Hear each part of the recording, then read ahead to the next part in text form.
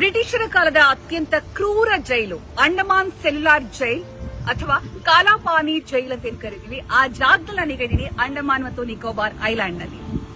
ಭಾರತದ ಇತಿಹಾಸದಲ್ಲೇ ಅತ್ಯಂತ ಭಯಾನಕ ನರಕ ಎಲ್ಲಿದೆ ಗೊತ್ತಾ? ಅದುವೇ ಅಂಡಮಾನ್ನ ಸೆಲ್ಯುಲರ್ ಜೈಲ್. ಇಲ್ಲಿ ಸ್ವಾತಂತ್ರ್ಯ ಹೋರಾಟಗಾರರನ್ನ ಎತ್ತುಗಳ ತರಹ ಎಣ್ಣೆಗಾಣಕ್ಕೆ ಕಟ್ಟಿ ದಿನ ಇಡೀ ದುಡಿಸ್ತಾ ಇದ್ರು. ಬರಿಗೈಲಿ ತೆಂಗಿನ ನಾರು ಸುಲಿಯುವಾಗ ಕೈಯಿಂದ ರಕ್ತ ಒಸರುತ್ತಿದ್ದರೂ ಬ್ರಿಟಿಷರು ಚಾವಟಿಯಿಂದ ಹೊಡಿತಾ ಇದ್ರು. 693 ಕೋಣೆಗಳಿದ್ದ ಈ ಜೈಲಲ್ಲಿ ಒಬ್ಬ ಕೈದಿ ಮತ್ತೊಬ್ಬನ ಮುಖ ನೋಡಲು ಸಾಧ್ಯವಾಗದಂತೆ ವಿನ್ಯಾಸ ಮಾಡಲಾಗಿತ್ತು.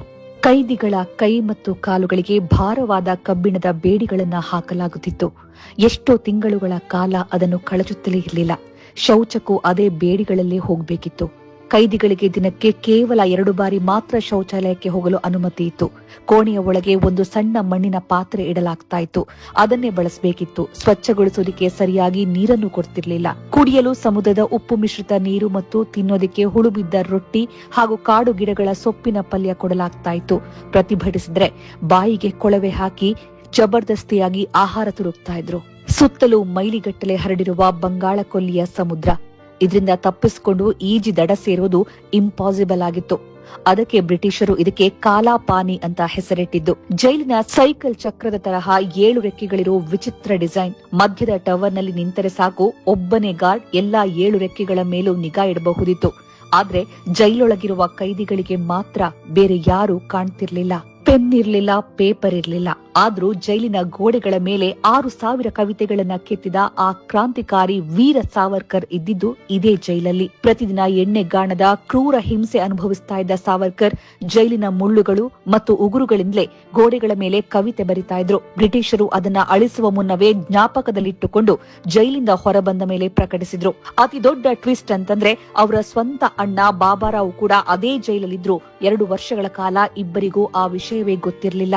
ಇತಿಹಾಸದ ಇನ್ನೂ ಕರಾಳ ಸತ್ಯ ನೋಡಿ. ಇಲ್ಲಿ ನೇಣುಗಂಬಗಳಿದೆ. ಈ ನೇಣುಗಂಬದ ವಿಶೇಷತೆ ಏನು ಅಂತಂದ್ರೆ, ಒಂದೇ ಬಾರಿಗೆ 3 ಜನರನ್ನ ಒಟ್ಟಿಗೆ ನೇಣು ಹಾಕೋದು. ಜೈಲಿನ ಒಂದು ಮೂಲೆಯಲ್ಲಿದ್ದ ಕಪ್ಪಗಿನ ಕೋಣೆಯಲ್ಲಿ ಈ ನೇಣುಗಂಬ ಇದೆ. ಯಾರಿಗೆ ನೇಣು ಹಾಕಲಾಗ್ತಾ ಇದೆಯೋ ಅವರ ಮುಖಕ್ಕೆ ಕಪ್ಪು ಬಟ್ಟೆ ಕಟ್ಟಿ ಕಾಲುಗಳನ್ನ ಕಟ್ಟಿ ಕೆಳಗಿಂದ ಹಲಗೆಯನ್ನ ಎಳೆಯಲಾಗ್ತಾ ಇತ್ತು. ನೇಣು ಹಾಕಿದ ನಂತರ ಕ್ರಾಂತಿಕಾರಿಗಳ ಮೃತದೇಹಗಳನ್ನ ಅವರ ಕುಟುಂಬಸ್ಥರಿಗೆ ಹಸ್ತಾಂತರಿಸುತ್ತಿರಲಿಲ್ಲ. ಕ್ರಾಂತಿಕಾರಿಗಳ ಅಂತ್ಯಕ್ರಿಯೆ ನಡೆದ್ರೆ ದೇಶದಲ್ಲಿ ಮತ್ತೆ ದಂಗೆ ಏಳಬಹುದು ಎಂಬ ಭಯ ಬ್ರಿಟಿಷರಿಗಿತ್ತು. ಹಾಗಾಗಿ ತಡರಾತ್ರಿ ಶವಗಳಿಗೆ ಭಾರವಾದ ಕಲ್ಲುಗಳನ್ನ ಕಟ್ಟಿ ಜೈಲಿನ ಹಿಂಭಾಗದ ಬಂಗಾಳಕೊಲ್ಲಿಯ ಸಮುದ್ರಕ್ಕೆ ಎಸೆದು ಬಿಡ್ತಾ ಇದ್ರು.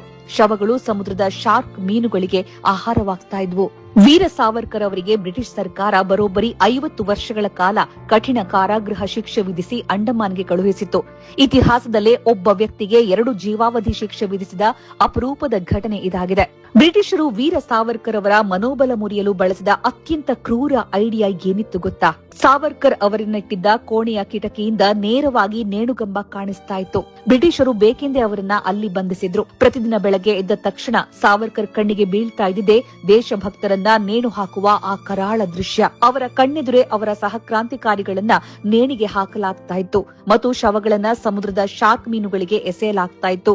ಮುಂದಿನ ಸರದಿ ನಿನ್ನದೇ ಎಂದು ಬ್ರಿಟಿಷರು ಹೆದರಿಸ್ತಾ ಇದ್ರು. ಸಾವರ್ಕರ್ ಧೃತಿಗೆಡದೆ 10 ವರ್ಷಗಳ ಕಾಲ ಆ ನರಕವನ್ನ ಎದುರಿಸಿದ್ರು.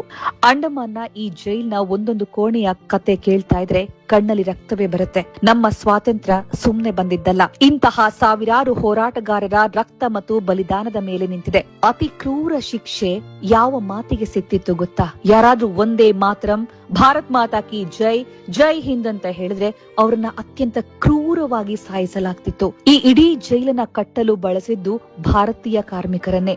ಭಾರತೀಯ ಕಾರ್ಮಿಕರನ್ನೇ ಬಳಸಿ, ಭಾರತೀಯ ಕಾರ್ಮಿಕರನ್ನೇ ತರಬೇತುಗೊಳಿಸಿ, ಅವರಿಂದಲೇ ಶಿಕ್ಷೆ ಕೊಡಿಸಿ, ಅವರಿಂದಲೇ ಸಾವಿನ ಮನೆಗೆ ಕಳುಹಿಸ್ತಾ ಇದ್ರು ಬ್ರಿಟಿಷರು.